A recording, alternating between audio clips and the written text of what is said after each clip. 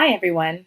Thanks for joining me today for my presentation on working effectively with subject matter experts, or SMEs.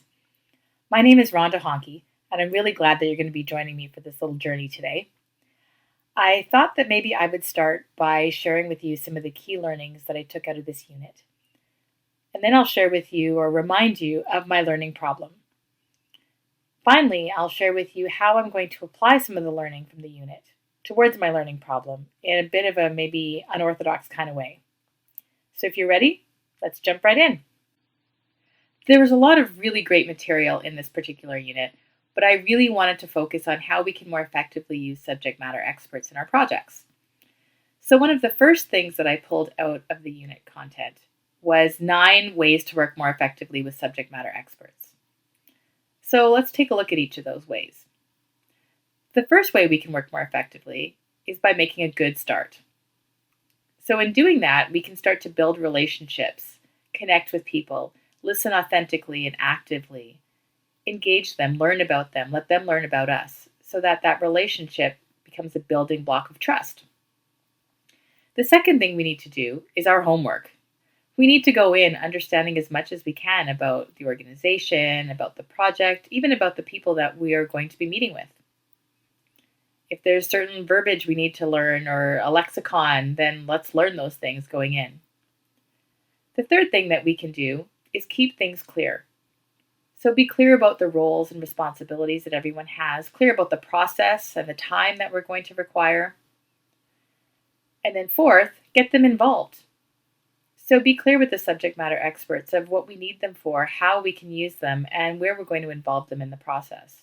The sooner the better. The fifth thing we can do to work effectively with subject matter experts is to be flexible. It's important to recognize that usually subject matter experts are not part of our project team, so they aren't dedicated 100%. In saying that, then, we have to be flexible and be willing to take their time when we can get it. And sometimes that's not ideal for us, but we have to work with them. The sixth way we can work effectively with subject matter experts is to avoid existing PowerPoints. Oftentimes, they will have something going in. They might have a presentation or some older training material that they would like us to start with. Ideally, let's start fresh. Perhaps we will end up pulling some things in, but if we start fresh, we won't get caught up in the old ways of doing things or more traditional ways of doing things. The seventh way we can work effectively with subject matter experts is to actually show them examples of what good e-learning looks like. They're not instructional designers, so we can't expect them to create activities and exercises for us.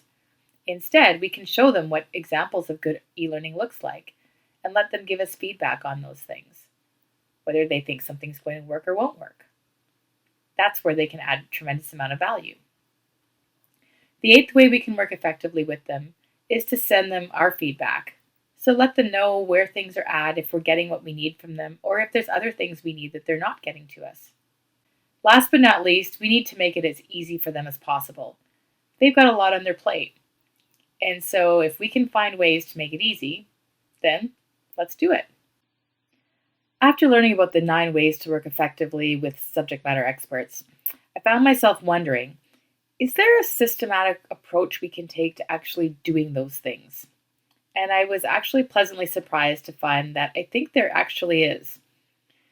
So as someone who does consulting work, I really found Block's 5 stages of consulting interesting because it gave me a bit of a framework by which I could actually apply those 9 ways of effectively working with subject matter experts. So let's take a look at those. So the first stage was entry and contracting, which is really an opportunity for us to gain a better understanding of the expected outcomes, who's going to be involved. And what I've learned now is the inclusion of a subject matter expert profile, where we can identify who those ideal people are that can bring us the content and the context that we might need for that project. Then the second step or second stage is actually discovery and dialogue, where we can start to engage more with subject matter experts and other key people, dig a little deeper, start doing some needs analysis, and really understand both the learners, the context and environment, and all those things that we need to understand in order to be able to design an effective program. From there, we can develop our recommendations and provide them for feedback and a decision to act, where we can engage those people again and say, hey, this is what our recommendations are. How are you feeling about that? Do you think we're going to be on track? Are we going to hit our outcomes? Do we think the content's what it needs to be? And then we can get into the engagement and implementation stage, where we can build out the plans and build out the structure for accountability. Who is responsible for doing what by when, so that we can actually get this program running. Last but not least, we can then step back and say, okay, well, we've got the program running. Is there any extension that we need to make on it? Additional learning, objects or supports? Do we need to recycle and come back and take a look at it again in 6 months once we've got some feedback? Or do we feel like we're done? So for me, I really appreciate having the structure so that I can use it to orient subject matter experts ahead of time so they really know what's going to be expected of them. And they can also hold me accountable as well. Now that we've covered off some of the key learnings from the unit, let's revisit the learning problem that I'm faced with. I've been asked to create an online community of practice leveraging social media tools to support post-training learning. Now keep in mind that my learning problem is something that's internally focused. So this is for our organization as opposed to our external clients.